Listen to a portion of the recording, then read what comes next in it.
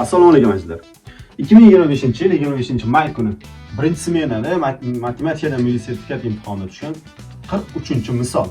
Muntazam oltiburchak berilgan, muntazam oltiburchakning tomoni esa 4 ga teng deb shartida aytilgan.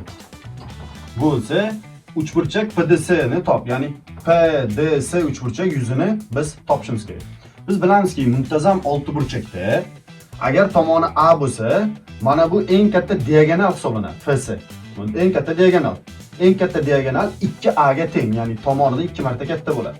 Demak, bizda bor FS kesmamiz 2 kara 4, ya'ni 8. Tomonidan 4 marta katta. Endi 4 marta katta.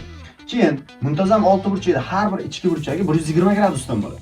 Va eng katta diagonal o'shani teng 2 ga bo'ladi. Ya'ni mana bu joylar 60 va 60 gradusdan bo'ladi. Teng yo'l qo'y. Endi xo'sh, mana bu 90 gradusligidan bu 60 bo'lgandan keyin 30 gradus bo'ladi o'rtoqlar.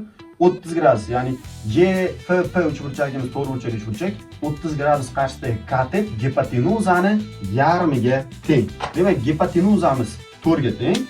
O'z-o'zidan F dan P gacha bo'lgan masofa 2 ga teng bo'lib qoladi. Bu 2 bo'lgandan keyin FS 8 edi-ku. P dan S gacha masofa o'z o'rnida 6 ga teng. Qarabsizki, PDS uchburchak yuzi tayyor.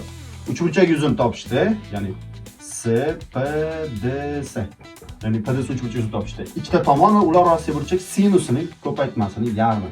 6 kara 4 ko'paytirilgan sinus 60 taqsim 2. 2 ga 4 2 qisqaradi 12 bo'ladi. Sinus 60 gradusda ildiz osti 3 taqsim 2. Demak, bu uchburchagimiz yuzi 6 ildiz osti 3 ga teng. Birinchisi hal. Hamma tushundik.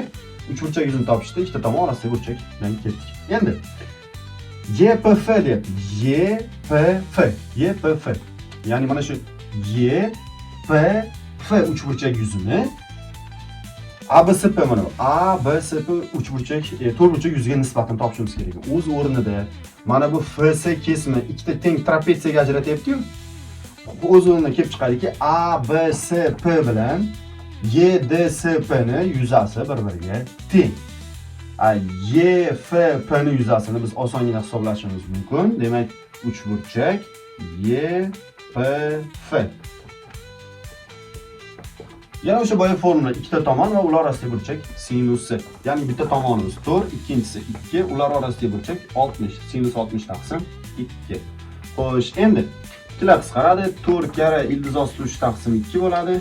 4 ni qisqarsa 2 ildiz ostida 3. Demak, YPF mana bu uchburchagimiz yuzi ildiz osti 3 ekan. Eslab qoldinglar, qanday topganmiz? Endi men ABSP ni yuzini topish uchun YDSP ni yuzini topsam bo'ldi. Ikkalasi bir-biriga teng bo'lib qoladi. Uni qayerdan topamizda? YFEDS. Bu bizda bitta teng yonli trapetsiya. Trapetsiya yuzini topish uchun bilasizlar, asoslar yig'indisini yarmini balandlikka ko'paytiramiz. Balandlik mana bu bo'ladi bizda o'rtoqlar. Uni istalgan formulani topish mumkin, Pifagordan topish mumkin, 30lardan foydalanib topish mumkin.